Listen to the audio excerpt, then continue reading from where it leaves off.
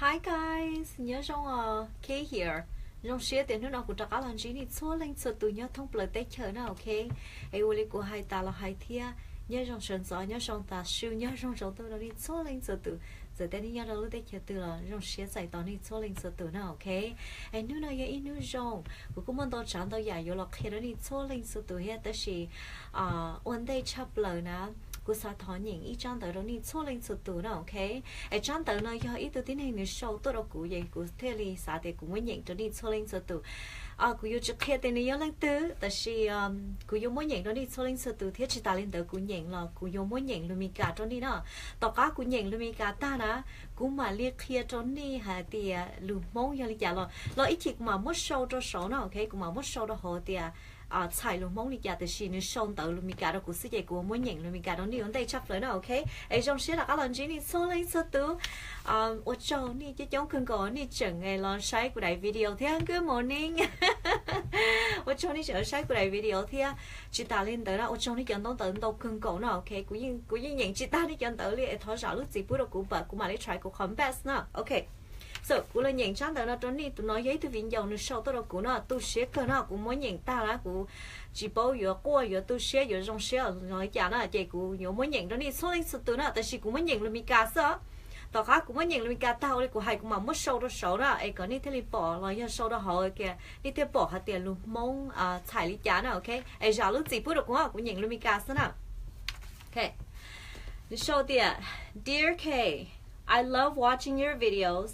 And I want to thank you for your time and words of encouragement. If it wasn't for your videos, I would not be here today. A few years ago, I ran away from home. Recently, I came back and found out my father passed away. I cry myself to sleep every night. I never knew how much my parents needed me and how much I've hurted them. I hate myself for being so selfish, and the more I thought about it, the more I wanted to end my life. I don't have Facebook, but one night I saw my mom watching your video. After she left to bed, I started watching your video. I hate hearing you laugh while I was so upset. But after watching your video, I was at peace. You taught me not to give up because giving up meant I have lost. I may have failed my father, but I still have my mother. I don't want to fail her because I'm all she's got. I have a kid now, and I don't know what I'd do if one day I wake up and he's not there. So thank you for reminding me to love myself. Thank you for reminding me not to care about what others say or think because they don't pay my bills. And thank you for encouraging me to not give up. I am living another day because of your videos. Thank you again. I created this Facebook page so I could follow you and watch your videos. I hope to meet you one day. The next time you do a video, please share my experiences and encourage people like me not to do what I do because it might be too late.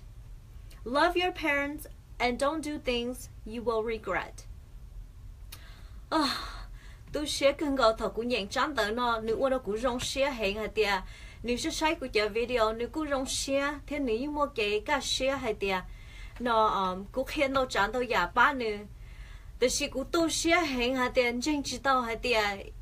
อีตัวที่นั่งตัวเนื้อมุตรขนาก็บอกแต่กูตัวเสียแหงตัวจันเตอร์เนาะ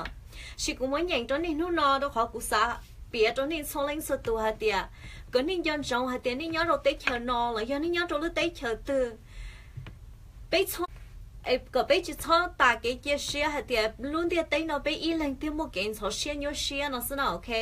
ai thọ cái ní chung lên cho tụi ní luôn ní tụi khen ní bán ní tụi khen ní sao tiền ní khiên nữa ní tới mình ní khiên nữ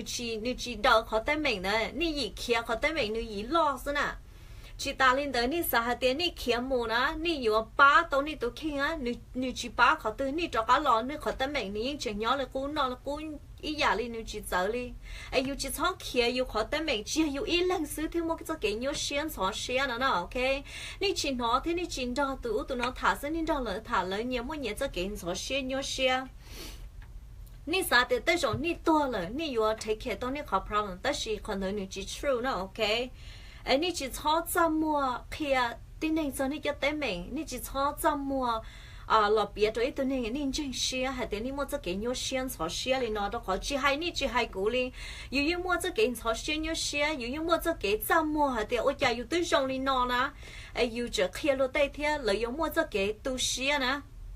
lợi yêu mua cho cái tu xia lợi yêu sao hay để lợi cha yêu tới trong cha yêu trong nó lợi yêu mua cho cái sao để giả yêu kia rồi lợi yêu trong mùa nè đó là not true, okay? Nên chỉ cho sao lên đó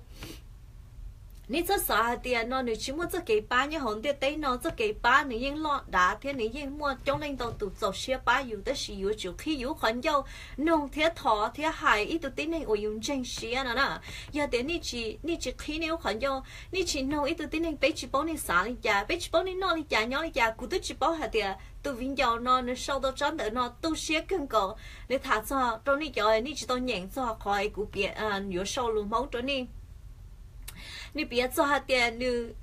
kia你年你几你这个老你几到大学年头你几大学年的了你嘛你要啥做ให้你嘛都是啊但是你都啥点你多你都看呢但是你老晒古代 video 啊古还做点呀个多看见个书了也头你老晒代 video nó ta了